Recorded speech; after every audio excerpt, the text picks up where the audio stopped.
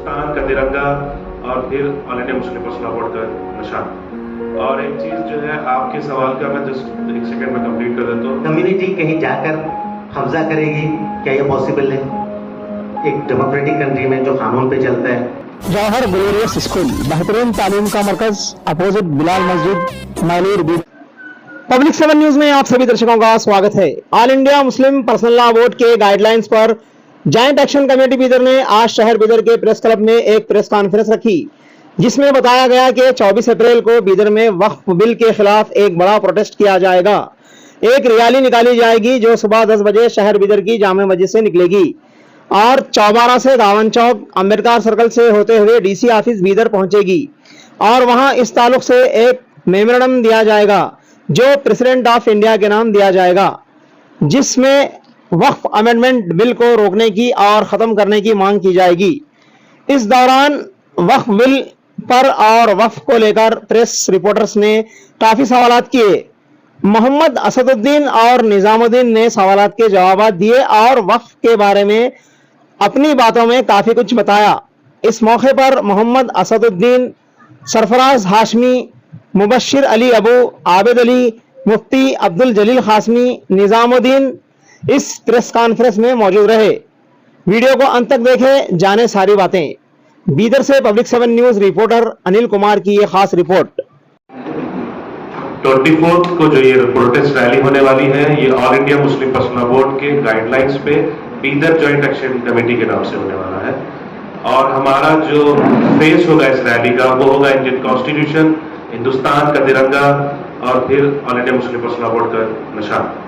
और एक चीज जो है आपके सवाल का मैं जस्ट एक सेकंड में कंप्लीट कर देता हूँ। ये वक्फ बोर्ड जो होता है ये कोई प्राइवेट बॉडी नहीं होती, ये गवर्नमेंट की बॉडी होती है। इसमें मैक्सिमम मेंबर गवर्नमेंट की तरफ से होते हैं और इसका जो सीईओ होता है वो एक पब्लिक सर्वेंट होता है और जो ट्रिब्यूनल होता है वो भी गवर्नमेंट का होता है। कोई हम मुसलमानों का इसमें शरीयत का कुछ लेना देना होता है, गवर्नमेंट की तरफ से बनाया गया ट्रिब्यूनल होता है।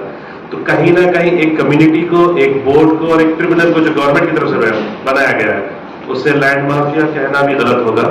और आप लोगों का, तमाम लोगों का शुक्रिया अदा करता हूँ। मैं वेरी थैंकफुल आप लोग यहाँ पर आए। Thank you very much. एक मुसलमान किसी हिंदू धर्म स्थल के लिए, धार्मिक काम के लिए दे सकता है, लेकिन अगर मुस्लिम है तो कोई और कम्युनिटी उसको नहीं दे सकती। यहाँ पर ये इस लेवल का डिस्क्रिमिनेशन हो रहा है।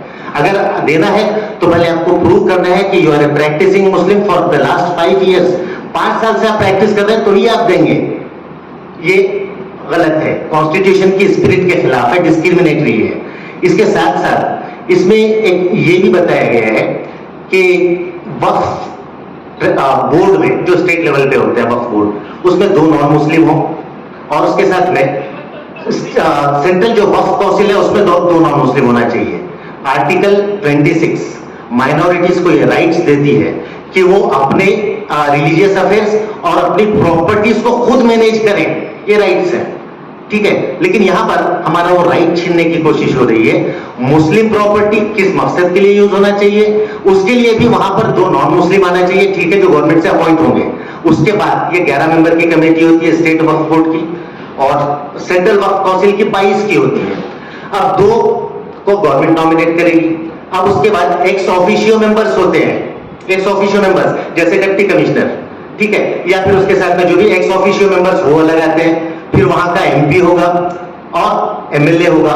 जब ये लोग आएंगे तो मुस्लिम अफेयर्स मैनेज करने के लिए नॉन मुस्लिम्स की जो एंट्री होगी ये 6-7 तक चली जाएगी। एक्स ऑफिशियो मेंबर्स, एमएलए जो जनरली हिंदू भी हो सकते हैं, ये क्रिश्चियन हो सकते हैं, सिख हो सकते हैं। तो यहां पर हमको एक कॉन्स्टिट्यूशनल राइट जो आर्टिकल 26 में दिया गया है वो भी छीनने की कोशिश हो रही है यहाँ पर।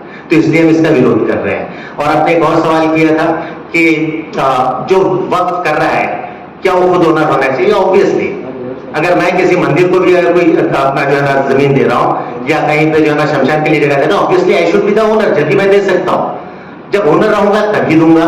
लेकिन अभी मसला क्या हो रहा है कि आज जो डॉक्यूमेंट्स पूछने की जो है ना प्रक्रिया शुरू करने की कोशिश हो रही है। अब एक एग्जाम्पल है कि रजिस्ट्रेशन ऑफ प्रॉपर्टीज इंडिया में शुरू हुआ 1908 में, 1908 में एक कानून आया जिसमें कंपलसरी किया गया कि प्रॉपर्टीज का रजिस्ट्रेशन हो। उससे पहले रजिस्ट्रेशन हमारा का सिलसिला ही नहीं था। कोई बंदा पैसे वाला है दे देता कि भाई आप यहाँ पे ये कर लीजिए, बस वो चलता रहता था। तो वैसी प्रॉपर्टीज को वक्फ बाई यूजर के नाम से जो है ना अब तक चल रहा था। 300 साल से मस्जिद है, वक्फ बोर्ड में ही ये मस्जिद ही रहेगी, ठीक है। लेकिन ये आज डॉक्यूमेंट्स पूछने की बात हो रही है। मंदिर अगर होगी डॉक्यूमेंट्स नहीं पूछे जाएंगे, गुरुद्वारा होगा नहीं पूछे जाएंगे, चर्च होगा नहीं पूछे जाएंगे। इफ इट इज अ मस्जिद डॉक्यूमेंट्स पूछे जाएंगे। और जो जमीन वक्फ होती है, अल्लाह के लिए एक मर्तबा वक्फ की जाती है तो वह हमेशा के लिए वक्फ रहती है। उसके अंदर कोई आदमी अपना मनमानी तसर्रुफ नहीं कर सकता, वक्फ करने वाला भी नहीं कर सकता, उसके रिश्तेदार और खानदान वाले भी नहीं कर सकते, कोई हुकूमत और कोई इदारा भी उसके अंदर अपना मनमानी तसर्रुफ नहीं कर सकता। जमीन कौन देता है? वक्फ की जमीन जो आदमी अल्लाह के लिए सवाब कमाना चाहता है, नेक काम करना चाहता है, वो आदमी अपनी जमीन अल्लाह के लिए देता है और आम लोगों के फायदे के लिए देता है। जब एक मर्तबा दे देता है तो वह जमीन उसकी ऑनरशिप से निकल जाती है। अब उसको उसके ऊपर कोई वापस लेने का हक भी नहीं होता और अपने जाती फायदे में उसको इस्तेमाल करने का भी हक नहीं होता और उसको बेचने का भी हक नहीं होता। इसलिए वक्फ की बड़ी अहमियत है इस्लाम के अंदर और हर दौर के अंदर वक्फ की हिफाजत की गई है। जिस मकसद के लिए जो जमीनें, जो जायदादें लोगों ने वक्फ की है, ये हमारे बड़ों की, बुजुर्गों की अमानत है। अल्लाह तबारक व तआला ने इसमें खियानत करने से मना किया है। अगर इसका गलत इस्तेमाल करेंगे, नाजायज इस पर कब्जा करेंगे, कोई भी इदारा हो, कोई भी तंजीम हो, कोई भी शख्स हो, तो इसको कुरान और हदीस की इस्तिलाह में खियानत कहते हैं।